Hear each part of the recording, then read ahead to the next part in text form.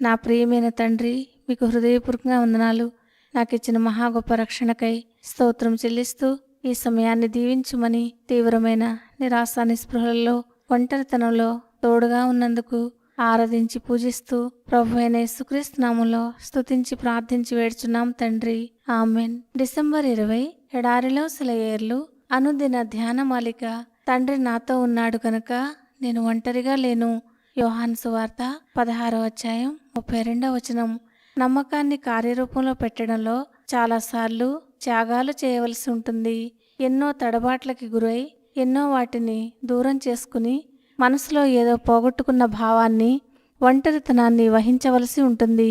పక్షి రాజులాగా ఆకాశాల్లో ఎగరదలుచుకున్నవాడు దేవుని సూర్యరశ్మిలో మబ్బులు కమ్మని ఆకాశం నిరంతరం నిలిచి ఉండే చోట ఉండదలుచుకున్నవాడు కొంత ఒంటరి జీవితానికి సిద్ధపడవలసిందే.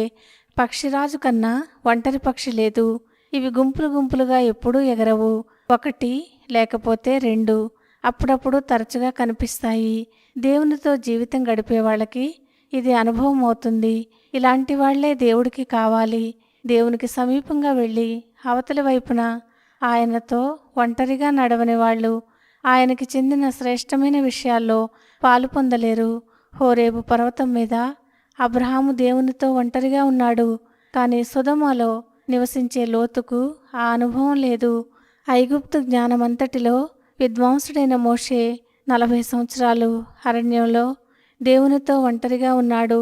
పౌలు గ్రీకు విజ్ఞానాన్ని అంతా వంటబట్టించుకుని గమలియేలు దగ్గర అన్నీ నేర్చుకున్నప్పటికీ అరేబియా ఎడారుల్లోకి వెళ్ళి దేవునితో ఏకాంతంగా గడిపాడు. దేవుడు నిన్ను ఒంటరివాణ్ణిగా చెయ్యనియ్యి అంటే సన్యాసిగా మారి అరణ్యంలో నివసించమని కాదు నేననేది. ఇలాంటి ఒంటరితనంలో దేవుడు మనలో స్వతంత్ర విశ్వాసాన్ని అభివృద్ధిపరుస్తాడు. ఇక ఆ పైన మన చుట్టూ ఉన్న మనుషుల సహాయం, ప్రార్థన, విశ్వాసం, ఆదరణలు అవసరం ఉండవు. ఇతరుల నుండి ఇలాంటి సమయాల్లో వ్యక్తిగతమైన విశ్వాసానికి, క్షేమానికి అవి అడ్డుబండలవుతాయి. మనకి ఏకాంత పరిస్థితులను కల్పించడానికి ఏ చర్యలు తీసుకోవాలో దేవునికి తెలుసు.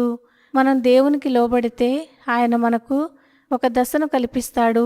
అది గడిచిపోయిన తర్వాత మనం అంతవరకు ఎవరి మీద ఆధారపడి ఉన్నామో వాళ్ళ మీద మన ప్రేమ అలానే ఉన్నప్పటికీ వాళ్ళ మీద ఆధారపడడం మాత్రం మానేస్తాము.